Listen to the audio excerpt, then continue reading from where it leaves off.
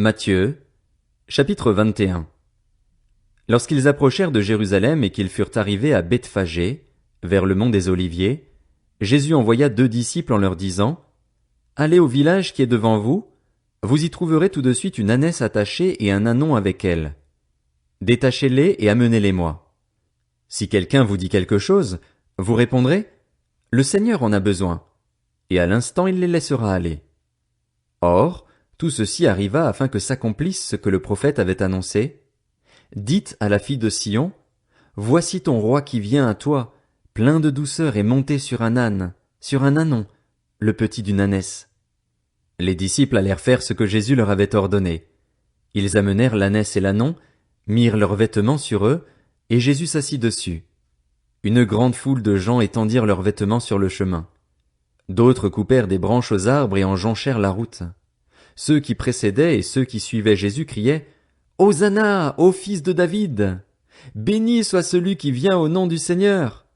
Hosanna dans les lieux très hauts! » Lorsqu'il entra dans Jérusalem, toute la ville fut troublée. On disait « Qui est cet homme ?» La foule répondait « C'est Jésus, le prophète de Nazareth en Galilée !» Jésus entra dans le temple de Dieu. Il chassa tous ceux qui vendaient et qui achetaient dans le temple, et il renversa les tables des changeurs de monnaie et les sièges des vendeurs de pigeons. Il leur dit, « Il est écrit, mon temple sera appelé une maison de prière, mais vous en avez fait une caverne de voleurs. » Des aveugles et des boiteux s'approchèrent de lui dans le temple, et il les guérit. Mais les chefs des prêtres et les spécialistes de la loi furent indignés à la vue des choses merveilleuses qu'il avait faites et des enfants qui criaient dans le temple, Hosanna, ô fils de David! Ils lui dirent, Entends-tu ce qu'ils disent? Oui, leur répondit Jésus. N'avez-vous jamais lu ces paroles? Tu as tiré des louanges de la bouche des enfants et des nourrissons. Puis il les laissa et sortit de la ville pour aller à Béthanie où il passa la nuit. Le lendemain matin, en retournant à la ville, il eut faim. Il vit un figuier sur le bord du chemin et s'en approcha, mais il n'y trouva que des feuilles. Il lui dit, que jamais plus tu ne portes de fruits. Le figuier sécha immédiatement. Voyant cela, les disciples furent étonnés et dirent, Comment ce figuier a-t-il pu devenir immédiatement sec? Jésus leur dit alors, Je vous le dis en vérité, si vous avez de la foi et que vous ne doutez pas, non seulement vous ferez ce qui a été fait à ce figuier, mais même si vous dites à cette montagne, Retire-toi de là et jette-toi dans la mer, cela arrivera. Tout ce que vous demanderez avec foi par la prière, vous le recevrez. Jésus se rendit dans le temple et, pendant qu'il enseignait, les chefs des prêtres et les anciens du peuple vinrent lui dire, « Par quelle autorité fais-tu ces choses, et qui t'a donné cette autorité ?»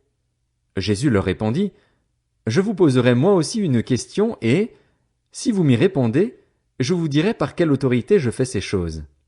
Le baptême de Jean, d'où venait-il? Du ciel ou des hommes? » Mais ils raisonnèrent ainsi entre eux. Si nous répondons « du ciel », il nous dira « Pourquoi donc n'avez-vous pas cru en lui ?» Et si nous répondons « des hommes », nous avons à redouter les réactions de la foule, car tous considèrent Jean comme un prophète. Alors ils répondirent à Jésus « Nous ne savons pas. » Il leur dit à son tour « Moi non plus, je ne vous dirai pas par quelle autorité je fais ces choses. » Qu'en pensez-vous? Un homme avait 2 fils. Il s'adressa au premier et lui dit, « Mon enfant, va travailler aujourd'hui dans ma vigne. » Il répondit, « Je ne veux pas. » Mais, plus tard, il montra du regret et y alla. Le père s'adressa à l'autre et lui dit la même chose. Ce fils répondit, « Je veux bien, Seigneur. » Mais il n'y alla pas. Lequel des 2 a fait la volonté du père?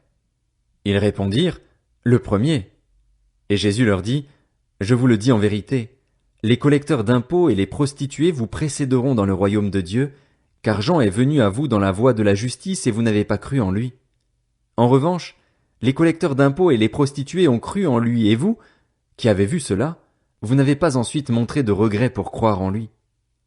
Écoutez une autre parabole. Il y avait un propriétaire qui planta une vigne. Il l'entoura d'une haie, y creusa un pressoir et construisit une tour. Puis il la loua à des vignerons et partit en voyage. Lorsque le temps de la récolte fut arrivé, il envoya ses serviteurs vers les vignerons pour recevoir sa part de récolte. Mais les vignerons s'emparèrent de ses serviteurs. Ils battirent l'un, tuèrent l'autre et lapidèrent le troisième. Il envoya encore d'autres serviteurs, en plus grand nombre que les premiers, et les vignerons les traitèrent de la même manière. Enfin, il envoya vers eux son fils en se disant, « Ils auront du respect pour mon fils. » Mais, quand les vignerons virent le fils, ils se dirent entre eux, « Voilà l'héritier. Venez, tuons-le et emparons-nous de son héritage. » Et ils s'emparèrent de lui, le jetèrent hors de la vigne et le tuèrent. Maintenant, lorsque le maître de la vigne viendra, que fera-t-il à ces vignerons? Ils lui répondirent, il fera mourir misérablement ces misérables, et il louera la vigne à d'autres vignerons qui lui donneront sa part de récolte au moment voulu. Jésus leur dit, n'avez-vous jamais lu dans les Écritures, la pierre qu'ont rejetée ceux qui construisaient est devenue la pierre angulaire. C'est l'œuvre du Seigneur, et c'est un prodige à nos yeux. C'est pourquoi, je vous le dis, le royaume de Dieu vous sera enlevé et sera donné à un peuple qui en produira les fruits. Celui qui tombera sur cette pierre s'y brisera, et celui sur qui elle tombera sera écrasé. Après avoir entendu ces paraboles, les chefs des prêtres et les pharisiens comprirent que c'était d'eux que Jésus parlait. Ils cherchaient à l'arrêter, mais ils redoutaient les réactions de la foule, parce qu'elle considérait Jésus comme un prophète.